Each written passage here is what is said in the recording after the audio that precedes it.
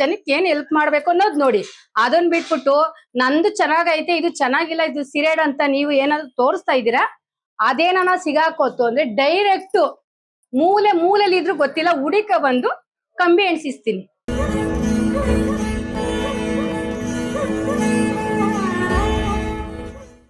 Hi friends, ನಮಸ್ತೆ friends. Benaka enterprises ಕಡೆಯಿಂದ ಲಲಿತಾ ಮಾತಾಡ್ತಾ ಇರೋದು. ಫ್ರೆಂಡ್ಸ್ ಎಲ್ಲ ಹೇಗಿದ್ದೀರಾ? ಚೆನ್ನಾಗಿದ್ದೀರಾ ಅನ್ಕೊಂಡಿದೀನಿ. ನಾನು ಕೂಡ ಚೆನ್ನಾಗಿದ್ದೀನಿ. ಫ್ರೆಂಡ್ಸ್, ಇವತ್ತು ನಮ್ ಶಾಪ್ ಅಲ್ಲಿ ಸ್ಪೆಷಲಿ 2 ಐಟಮ್ಸ್ ಇಂಟ್ರೊಡ್ಯೂಸ್ ಮಾಡ್ತಾ ಇದ್ದೀನಿ. ಹೊಸ ಲಾಂಚಿಂಗ್ ಅಂತ ಹೇಳ್ಬೋದು. ಯಾಕಂದ್ರೆ ಒಂದು ಪ್ರಾಡಕ್ಟ್ ನ ರಿಕ್ವೆಸ್ಟ್ ಮೇರೆಗೆ ಮಾಡ್ಸಿರೋದು, ರಿಕ್ವೆಸ್ಟ್ ಮೇರೆಗೆ ತರಿಸಿರೋದು. ಯಾಕಂದ್ರೆ ತುಂಬಾ ಜನ ಕೇಳ್ತಿದ್ರಿ, ಅದ್ರಲ್ಲಂತೂ ಒಂದು ಸ್ಪೆಷಲ್ ಕಸ್ಟಮರ್ಸ್ ಅಂತಾನೆ ಹೇಳ್ಬೋದು. ಯಾಕಂದ್ರೆ ಅಕ್ಕ ಸನ್ಸ್ಕ್ರೀನ್ ತರಿಸಿ, ಸನ್ಸ್ಕ್ರೀನ್ ಸಮ್ಮರ್ ಗೆ ತುಂಬಾ ಇಂಪಾರ್ಟೆಂಟ್. ಯಾವುದೇ ಮೇಕಪ್ ಮಾಡ್ಲಿ, ಯಾವುದೇ ಕ್ರೀಮ್ ಹಚ್ಚೋದ್ರು ನಮಗೆ ಹೊರಗಡೆ ಹೋದ್ರೆ ಆಗೋದಿಲ್ಲ ಸನ್ಸ್ಕ್ರೀನ್ ಮಾಡ್ಸಿ ಅಂತ.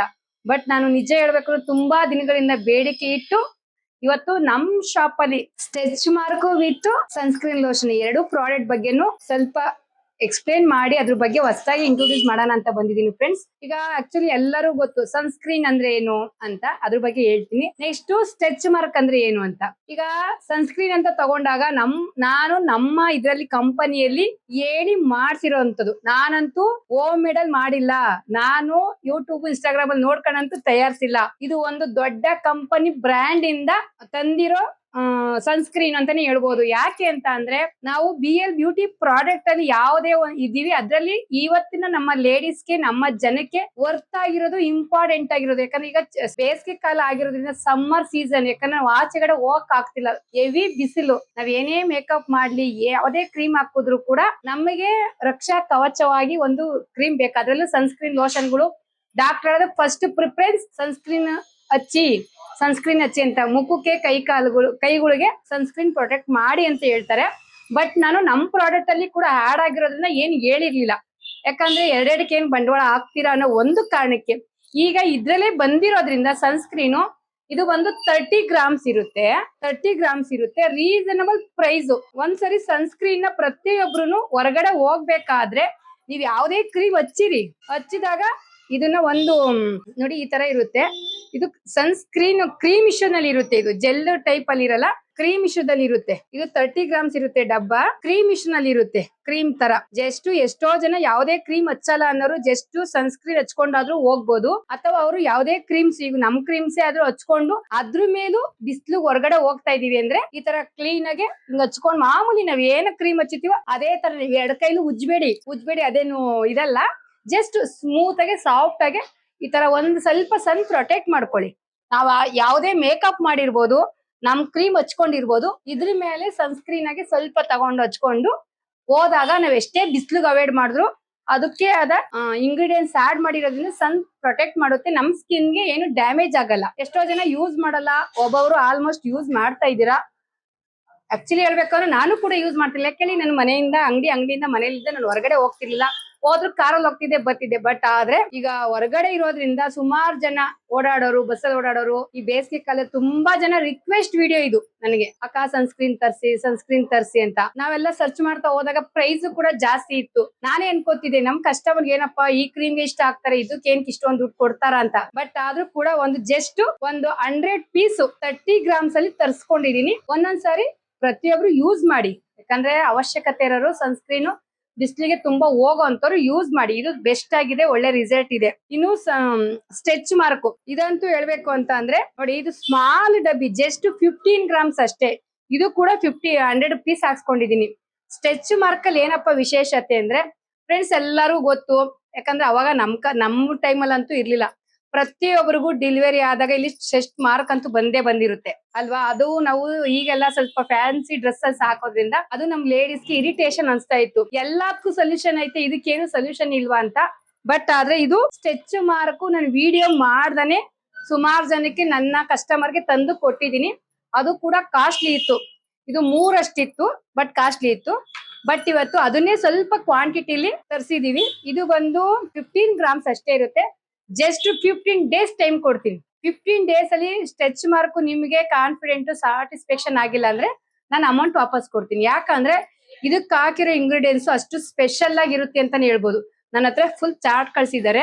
ಫ್ರೆಂಡ್ಸ್, ಇದು ಸ್ಟೆಚ್ ಮಾರ್ಕ್ ಅಂದ್ರೆ ನಾವು ಯಾಕಂದ್ರೆ ಇವತ್ತು ನಾನು ಮಾಡೋ ಬಿಸ್ನೆಸ್ ಅಲ್ಲಿ ಇಷ್ಟೊಂದು ಪ್ರಾಡಕ್ಟ್ ಅಲ್ಲಿ ಅವಶ್ಯಕತೆ ಇರೋದು ಮಾತ್ರನೇ ನಾನು ತರಿಸಿರೋದು. ಯಾಕಂದ್ರೆ ಸನ್ಸ್ಕ್ರೀನ್ ಲೋಷನ್ ಇಂಪಾರ್ಟೆಂಟ್ ಆಗಿತ್ತು, ಅದನ್ನ ತರಿಸಿದೀನಿ. ಮತ್ತೆ ಇದು ಸ್ಟೆಚ್ ಮಾರ್ಕ್, ಅದ್ರಲ್ಲೂ ನನ್ನ ಕಸ್ಟಮರ್ ಆಲ್ಮೋಸ್ಟ್ ಎಲ್ಲ ನಮ್ ಕ್ಯಾಟಗರಿ, ನನ್ನ ಏಜ್ ಜನ ಇರೋದ್ರಿಂದ ನಮ್ಮ ಏಜರ್ ಆಗ್ಲಿ, ಚಿಕ್ಕ ಏಜ್ ಆಗ್ಲಿ, ದೊಡ್ಡ ಏಜ್ ಆಗ್ಲಿ, ಪ್ರತಿಯೊಬ್ಬರಿಗೂ ಇದು ಸ್ವಲ್ಪ ಬೇಕು. ಯೂಸ್ ಮಾಡೋ ಅಂತವ್ರು, ಕೇಳೋ ಅಂತವ್ರಿಗೆ ಇದು ಅವಶ್ಯಕತೆ ಇದೆ, ಬೇಕು ಅನ್ನೋದು ಯೂಸ್ ಮಾಡಿ. ಇದು ಬಂದು ಜಸ್ಟ್ 15 ಡೇಸ್ ನಮ್ಗೆ ಟೈಮ್ ಕೊಟ್ಟಿದ್ದಾರೆ. 15 ಡೇಸ್ ಅಲ್ಲಿ ರಿಸಲ್ಟ್ ಬಂದಿಲ್ಲ ಅಂದ್ರೆ ನೀವು ನೆಕ್ಸ್ಟ್ ತಗೊಳಕ್ ಹೋಗ್ಬೇಡಿ. ಯಾಕಂದ್ರೆ ಯಾವುದೇ ಪ್ರಾಡಕ್ಟ್ ನ ಒಂದು ಸಾರಿ ಯೂಸ್ ಮಾಡಿದಾಗ ನಿಮ್ಗೆ ಸ್ಯಾಟಿಸ್ಫ್ಯಾಕ್ಷನ್ ಆಯ್ತು ಅಂದ್ರೆ ನೆಕ್ಸ್ಟ್ ಕಂಟಿನ್ಯೂ ಮಾಡಿ. ಇಷ್ಟ ಆಗಿಲ್ಲ ಅಂದ್ರೆ ಯಾವುದೇ ಕಾರಣಕ್ಕೂ ಬಲವಂತದಿಂದ ಮಾಡಬೇಡಿ. ಆಮೇಲೆ ನಾನು ಕೂಡ ಯಾವುದೇ ಪ್ರಾಡಕ್ಟ್ ಕೂಡ 99% ಅಷ್ಟೇ ಗ್ಯಾರಂಟಿ ಕೊಡೋದು, 1% ನಾನು ಕೊಡಲ್ಲ. ಯಾಕೆ ಅಂತ ಅಂದ್ರೆ ಯಾವುದೇ ವಸ್ತು ಆಗ್ಲಿ, ಯಾವುದೇ ಪ್ರಾಡಕ್ಟ್ ಆಗ್ಲಿ 100 ಸಾಧ್ಯನೇ ಇಲ್ಲ. ಸೊ ಹಂಗಿರುವಾಗ ನಮ್ಮಲ್ಲಿ ಇವತ್ತು ಒಂದು ಸನ್ಸ್ಕ್ರೀನ್ ಲೋಷನ್ ಬಂದಿದೆ, ಒಂದು ಸ್ಟ್ರೆಚ್ ಮಾರ್ಕ್ ಬಂದಿದೆ. ಎರಡೂ ಕೂಡ ತುಂಬಾ ಸ್ಪೆಷಲ್ ಆಗಿದೆ. ನಮ್ಮ ಏನ್ ಕಸ್ಟಮರ್ಸ್ ಇದೀರಾ, ದಯವಿಟ್ಟು ಒಂದ್ಸರಿ ಟೆಸ್ಟ್ ಮಾಡಿ. ಯಾಕಂದ್ರೆ ಒಂದೇನ್ ಹೇಳ್ತಾರೆ ಅಂದ್ರೆ ನಿಮ್ ಕಡೆಯಿಂದ ಯಾವುದೇ ಪ್ರಾಡಕ್ಟ್ ಬಂದು ಚೆನ್ನಾಗಿದೆ ಅಂತ ರಿವ್ಯೂ ಹೇಳ್ತಿದ್ದೀರಾ. ಸೊ ಹಂಗಿರುವಾಗ ಇದು ಒಂದು ಹೊಸ ಪ್ರಾಡಕ್ಟ್, ನನ್ನ 26ನೇ ಪ್ರಾಡಕ್ಟ್, ಇವಾಗ 28ನೇ ಪ್ರಾಡಕ್ಟ್ ನ ನಾನು ಹೊಸದಾಗಿ ಲಾಂಚ್ ಮಾಡ್ತಾ ಇದೀನಿ. ದಯವಿಟ್ಟು ಒಂದ್ಸತಿ ಟೆಸ್ಟ್ ಮಾಡಿ. ಮತ್ತೆ ಇನ್ನೊಂದು ವಿಶೇಷತೆ ಏನಪ್ಪಾ ಅಂದ್ರೆ ಫ್ರೆಂಡ್, ದಯವಿಟ್ಟು ಹೇಳ್ತಾ ಇದೀನಿ, ನಾನು ಇನ್ನು ಯಾವ್ದು ಓನ್ ಮ್ಯಾನುಫ್ಯಾಕ್ಚರಿಂಗ್ ಮಾಡ್ತಾ ಇಲ್ಲ. ಯಾಕೆಂದ್ರೆ ನಾನು 6 ವರ್ಷದಿಂದ ಒಂದೇ ಜಾಗ ತರಿಸ್ತಾ ಇದ್ದೀನಿ. ಬಟ್ ನನ್ನ ಕಂಪ್ನಿ ಓನರ್ ಜೊತೆ ಡೈಲಿ ನಾನು ಟ್ರಾನ್ಸಾಕ್ಷನ್ ಇರೋದ್ರಿಂದ ಪ್ರತಿಯೊಂದು ಅವ್ರು ನನಗೆ ಎಕ್ಸ್ಪ್ಲೈನ್ ಮಾಡ್ತಾರೆ, ಯಾವ ಸ್ಕಿನ್ಗೆ ಯಾವ ಪ್ರಾಡಕ್ಟ್ ಯಾವ್ದು ಇರಬೇಕು ಅಂತ. ಯಾಕಂದ್ರೆ ನಾವು ಮಾಡಿರೋದು ಪಾರ್ಲರ್ ಫೀಲ್ಡ್ ಅಲ್ಲಿ ಇರೋದ್ರಿಂದ ಒಂದು ವ್ಯಕ್ತಿನ ನಾವು ನೋಡಿದ ತಕ್ಷಣ ಹೇಳ್ತೀವಿ ಈ ತರ ಆಗಿದೆ, ಈ ತರ ಆಗುತ್ತೆ ಅಂತ. ಸೊ ಹಂಗಿರುವಾಗ ಇನ್ನೂ ಕೂಡ ನಾವು ಮ್ಯಾನುಫ್ಯಾಕ್ಚರಿಂಗ್ ಮಾಡಿಲ್ಲ. ಕೆಲವೇ ದಿನಗಳಲ್ಲಿ ಕಂಪ್ನಿಗೆ ಆಡ್ ಆಗ್ತೀನಿ. ಕಂಪ್ನಿಗೆ ಆಡ್ ಆಗಿ ಪಾರ್ಟ್ನರ್ಶಿಪ್ ಅಲ್ಲಿ ನಾವ್ ಇನ್ವಾಲ್ವ್ ಆದಾಗ ಪ್ರತಿಯೊಂದು ಕೂಡ ನಾನು ನಿಮ್ ಮುಂದೆ ಅವತ್ತು ಕಂಪ್ನಿ ಇಂಟ್ರೊಡ್ಯೂಸ್ ಮಾಡಿಸ್ತೀನಿ. ಯಾಕಂದ್ರೆ ಇವತ್ತು ನಮ್ಮ ಒಂದು ಸ್ವಾರ್ಥನೆ ಅಂತೇಳಿ ನಾವು ಬೆಳಿಬೇಕು ಅಂತ ಅಂದಾಗ ನಾನು ಆ ಕಂಪ್ನಿ ಇಂಟ್ರೊಡ್ಯೂಸ್ ನನ್ ಕಸ್ಟಮರ್ ತೋರ್ಸಿರ್ಲಿಲ್ಲ. ಯಾಕೆ ಅಂತ ಅಂದ್ರೆ ಕಂಪ್ನಿಯವ್ರು ಮಾಡಿದಾಗ ಒಂದ್ ಕಸ್ಟಮರ್ 2 ಕಸ್ಟಮರ್ಗೆ ಅಲೋ ಮಾಡಲ್ಲ. ಅವ್ರಿಗೆ ಏನಿದ್ರು 100 ಪೀಸ್ ತಗೋಬೇಕು, 1000 ಪೀಸ್ ತಗೋಬೇಕು. ಸೊ ಹಂಗಾಗಿದ್ದಾಗ ನಾವು ಕಂಪ್ನಿ ಹೆಸರುಗಳು ಹೇಳಿರ್ಲಿಲ್ಲ.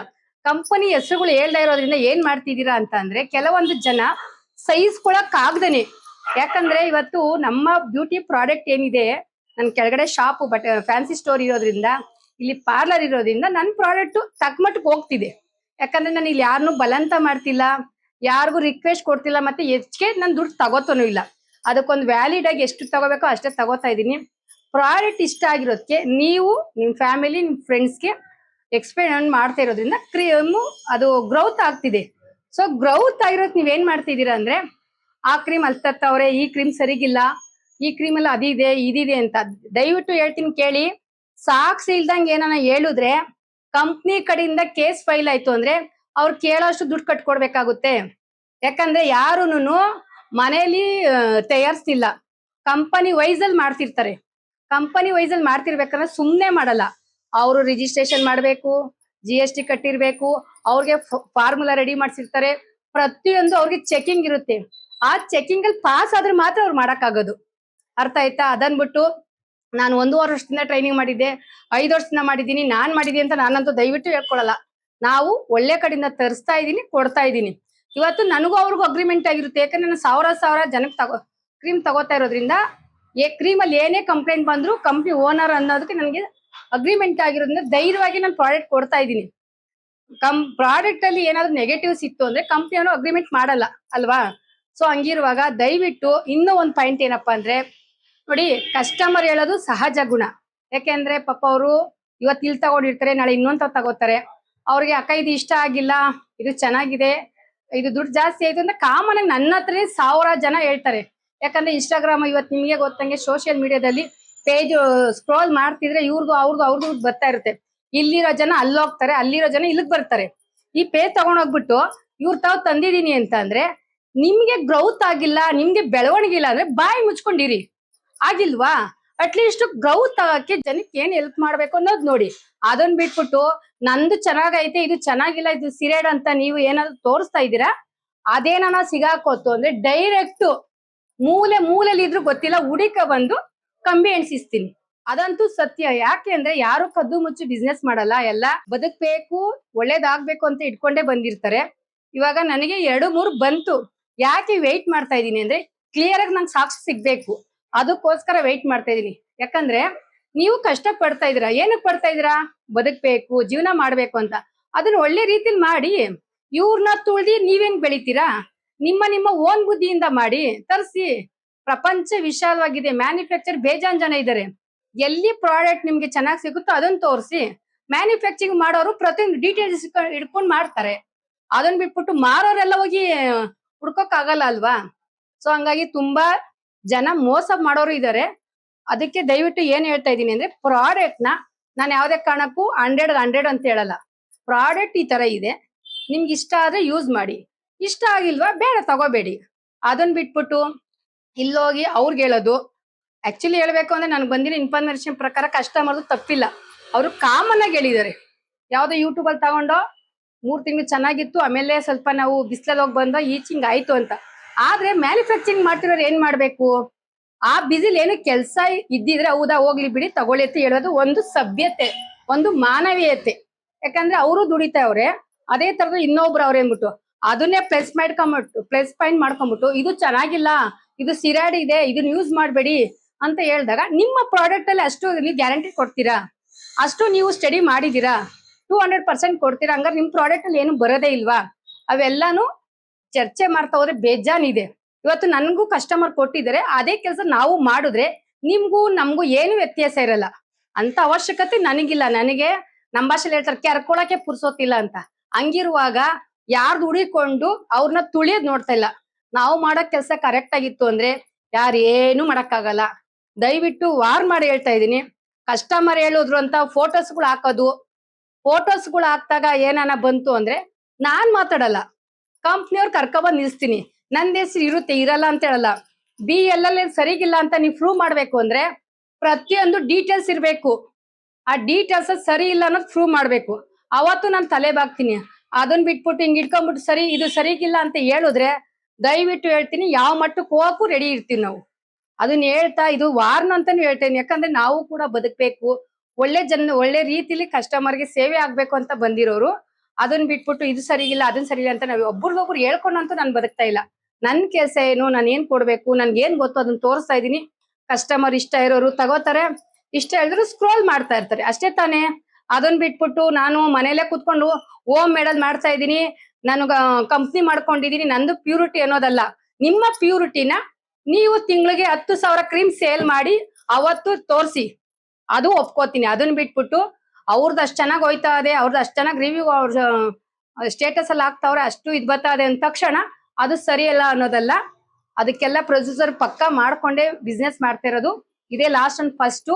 ಒಬ್ಬರದ್ದು ಏನಾದ್ರು ಫೋಟೋಸ್ ಹಾಕ್ಬೇಕಾದ್ರೆ ಸಾಕ್ಷಿ ಇಟ್ಕೊಂಡು ನೀವು ಹಾಕ್ಬೇಕು. ಸಾಕ್ಷಿ ಇಲ್ದಂಗೆ ಏನ ಮಾಡ್ತು ಅಂದ್ರೆ ಡೈರೆಕ್ಟ್ FIR ಆಗೋದಂತೂ ಸತ್ಯ. ಅದನ್ನ ಹೇಳ್ತಾ ಯಾವುದೇ ನೀವು ಕ್ರೀಮ್ ಅಲ್ಲಿ ಯೂಸ್ ಮಾಡಿ, ಯಾವುದೇ ಬ್ರ್ಯಾಂಡ್ ತಗೊಳ್ಳಿ, 100 ಕೊಡಕ್ಕೆ ಆಗಲ್ಲ.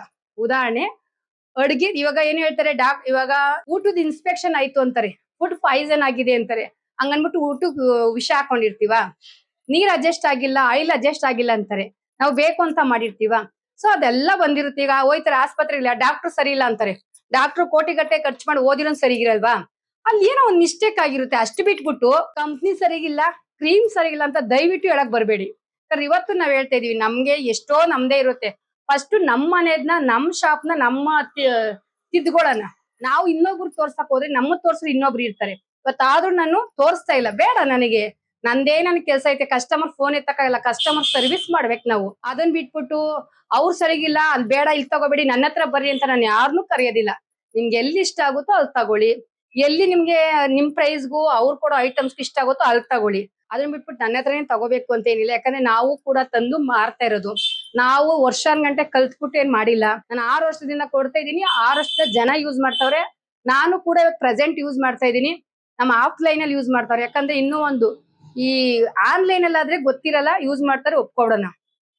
ಆಫ್ಲೈನ್ ಅಲ್ಲಿ ಕೊಟ್ಟಾಗ ಈ ನಮ್ ಲೋಕಲ್ ಅಲ್ಲಿ ನನಗ್ ಗೊತ್ತಾಗಿ 33 ಹಳ್ಳಿ ಜನ ಆಲ್ಮೋಸ್ಟ್ ಯೂಸ್ ಮಾಡ್ತಾರೆ. ಅವ್ರು ಬಿಡ್ತಾರ? ಇದೆಲ್ಲ ಇದೆ. ದಯವಿಟ್ಟು ಸೋಷಿಯಲ್ ಮೀಡಿಯಾ ಐತೆ ಅನ್ಬಿಟ್ಟು ಎಲ್ಲ ನೆಗೆಟಿವ್ಸ್. ನಾನು ಅನ್ಕೋತಿದ್ದೆ ಯಾರೋ ಅಂದವ್ರು, ಅಕ್ಕ ಎಂತೆಂದವ್ರ ಕಮೆಂಟ್ ನೆಗೆಟಿವ್ ಬರುತ್ತೆ, ನಿಮ್ದೇನು ಬಂದಿಲ್ವ ಅಂತ. ಅವಾಗ ಹೇಳ್ತಿದ್ದೆ ಇದಕ್ಕೆಲ್ಲ ದೇವ್ರ ಆಶೀರ್ವಾದ ಅಂತ. ಈಗ ಒಬ್ಳು ಯಾವಳು ಮಾಡಕ್ ಕೆಲ್ಸ ಇಲ್ದ ಹಾಕೊಂಡ್ ಕೂತವಳೆ, ಅವಳಿಗೆ ಬಿಸ್ನೆಸ್ ಇರ್ಲಿಲ್ಲ, ಅವಳು ಓಪನ್ ಮಾಡ್ಕೊಂಡ್ ಕೂತಿದ್ಲು. ಈಗ ಇದು ಚೆನ್ನಾಗಿಲ್ಲ, ಇದು ಸಿರಾಡೆಲ್ಲ ಯೂಸ್ ಮಾಡ್ಬೇಡಿ ಅಂತ.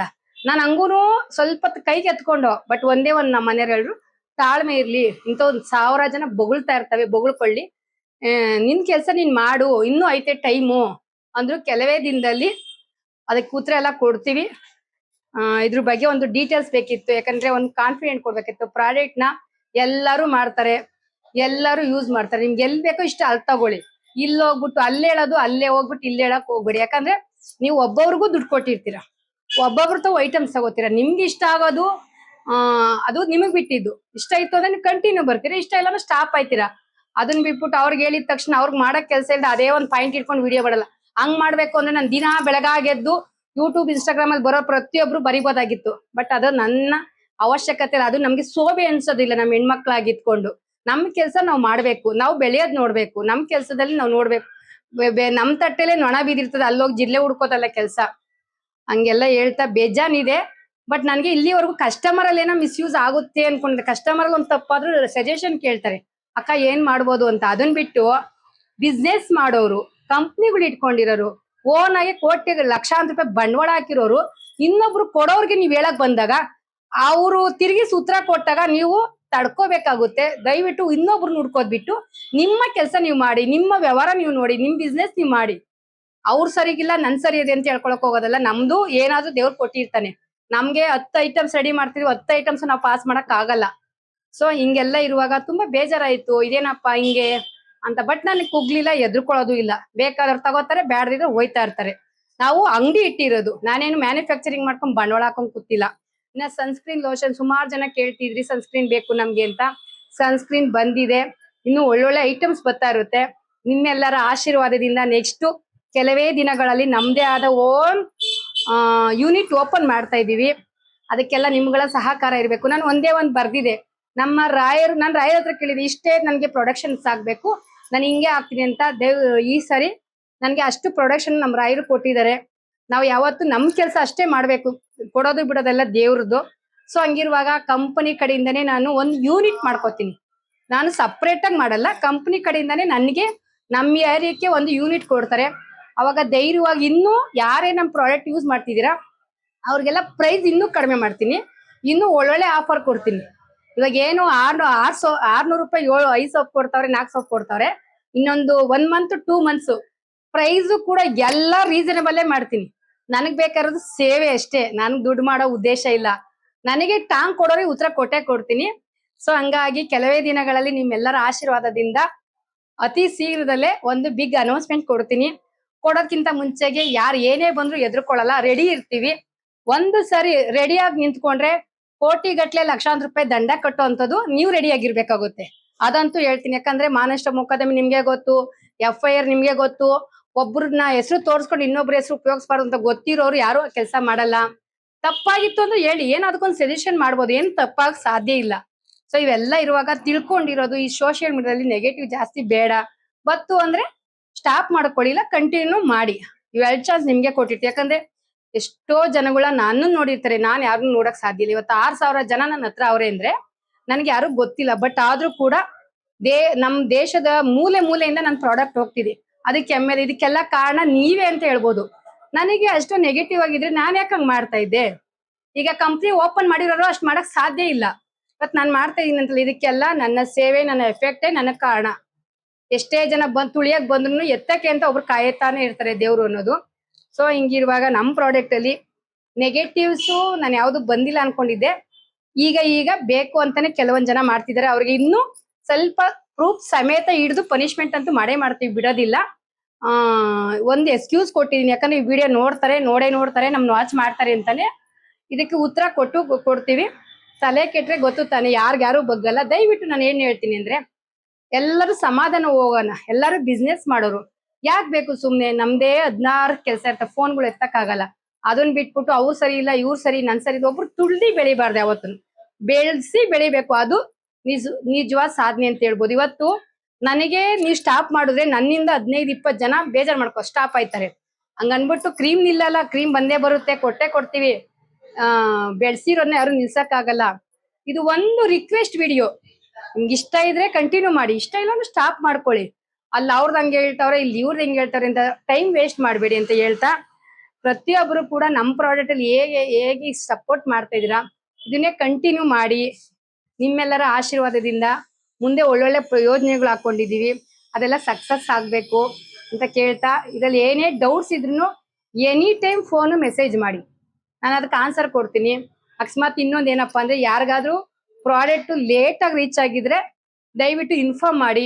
ಯಾಕಂದ್ರೆ ದಿನಕ್ಕೆ ಸಾವಿರಾರು ಫೋನು ಸಾವಿರಾರು ಮೆಸೇಜ್ ಇದ್ದಾಗ ಬ್ಯಾಕ್ ಹೋದಾಗ ಗೊತ್ತಾಗಲ್ಲ. ಅದೊಂದು ನನ್ನ ಕಡೆಯಿಂದ ಚೂರ್ ಲೇಟ್ ಆಗಿರ್ಬೋದು, ಯಾಕಂದ್ರೆ ಇನ್ ಯಾವ್ದೇ ಕಾರಣಕ್ಕೂ ಸೇವೆಗಳಂತೂ ನಾನು ಇದಿಲ್ಲ. ಆಮೇಲೆ ದಯವಿಟ್ಟು ಪ್ರತಿಯೊಬ್ರು ವಿಡಿಯೋ ಮಾಡ್ಕೊಂಡು ಓಪನ್ ಮಾಡಿ. ವಿಡಿಯೋ ಇದ್ರೆ ರೆಸ್ಪಾನ್ಸಿಬಿಲಿಟಿ ನಮಗಾಗಿರ್ತೀವಿ, ವಿಡಿಯೋ ಇಲ್ಲ ಅಂದ್ರೆ ಸ್ವಲ್ಪ ನಾವು ಹೇಳಕ್ಕಾಗಲ್ಲ. ಯಾಕಂದ್ರೆ ಇವಾಗ ಹೇಳ್ತೀನಲ್ಲ, ಜನ ಯಾವ್ಯಾವ ತರ ಇದಾರೆ ಅಂತ, ಎಲ್ಲಾರ್ನು ಒಂದೇ ತರ ಅನ್ಕೊಳಕ್ ಆಗಲ್ಲ ಅಂತ ಹೇಳ್ತಾ, ಸನ್ಸ್ಕ್ರೀನ್ ನಮ್ ಶಾಪ್ ಅಲ್ಲಿ ಹೊಸದಾಗಿ ಬಂದಿದೆ. ಮತ್ತೆ ಸ್ಟ್ರೆಚ್ ಮಾರ್ಕ್ ಬಂದಿದೆ. ಸ್ಟ್ರೆಚ್ ಮಾರ್ಕ್ ಬಂದು ಬೆಳಿಗ್ಗೆ ಸಂಜೆ ನಾವೇನು ಸ್ನಾನ ಮಾಡಿ ಬಾಡಿ ಲೋಷನ್ ಹಚ್ಚುತ್ತೀವಿ, ಅದೇ ತರ ನಮ್ಗೆ ಏನು ನಮ್ದು ಸ್ಟಮಕ್ ಅಲ್ಲಿ ಸ್ವಲ್ಪ ಮಾರ್ಕ್ಸ್ ಬಂದಿರುತ್ತೆ. ಅದಕ್ಕೆ ನೀಟಾಗಿ ಸ್ವಲ್ಪ ನೋಡಿ 15 ಗ್ರಾಮ್ ಅಷ್ಟೇ ಆಗಿರುತ್ತೆ. ಆಯಿಲ್ ಕಂಟೆಂಟ್ಸು ವಿಕ್ಸ್ ಟೈಪ್ ಅಲ್ಲಿ ಇರುತ್ತೆ. ಇದನ್ನ ಬೆಳಿಗ್ಗೆ ಸ್ನಾನ ಮಾಡಿದಾಗ ಒಂದ್ಸತಿ ಹಚ್ಕೋಬೇಕು. ಮತ್ತೆ ನಾವು ಮಲ್ಕೊಳ್ಳುವಾಗ ಒಂದ್ಸತಿ ನೀಟಾಗಿ ಮಸಾಜ್ ಮಾಡ್ಕೊಂಡ್ರೆ 100% ನನ್ಗೂ ಗ್ಯಾರಂಟಿ ಕೊಟ್ಟಿದ್ದಾರೆ. ಇದು ಆಲ್ರೆಡಿ ನಾನು ಕಸ್ಟಮರ್ಗೆ ತರಿಸಿ ಕೊಟ್ಟಿದ್ದೀನಿ, ಒಳ್ಳೆ ರಿಸಲ್ಟ್ ಹೇಳಿದ್ದಾರೆ. ಇದನ್ನ ನಾವು ಫಸ್ಟ್ಗೆ ಜಾಸ್ತಿ ಆಯ್ತಲ್ವಾ, ಏನ್ ಬೇಡ ಕನ್ಫ್ಯೂಸ್ ಮಾಡ್ತಾರೆ ಅನ್ಕೊಂಡು, ಬಟ್ ಕಸ್ಟಮರು ನಮ್ಮ ಜನ ರಿಕ್ವೆಸ್ಟ್ ವಿಡಿಯೋ ಅಂತಾನೆ ಹಾಕಿ ಇವೆರಡು ರಿಕ್ವೆಸ್ಟ್ ವಿಡಿಯೋದಲ್ಲಿ ತರಿಸಿದೀನಿ ಫ್ರೆಂಡ್ಸ್. ಇದೆರಡು ರಿಕ್ವೆಸ್ಟ್ ವಿಡಿಯೋ. ಯಾಕಂದ್ರೆ ಕ್ರೀಮ್ ನ ಒಬ್ಬೊಬ್ರು ಎದುರ್ಕೋತಾರೆ, ಅಲ್ಲಂಗಾಯ್ತು ಇಲ್ಲಿಂಗಾಯ್ತು ನಾವಂತ. ಜಸ್ಟ್ ಕ್ರೀಮ್ ಯೂಸ್ ಮಾಡಿಲ್ಲ ಅಂದ್ರೆ ಸನ್ಸ್ಕ್ರೀನ್ ಒಂದ್ಸರಿ ಯೂಸ್ ಮಾಡಿ. ಸನ್ಸ್ಕ್ರೀನ್ ಪ್ರತಿಯೊಬ್ಬರಿಗೂ ಬೇಕು.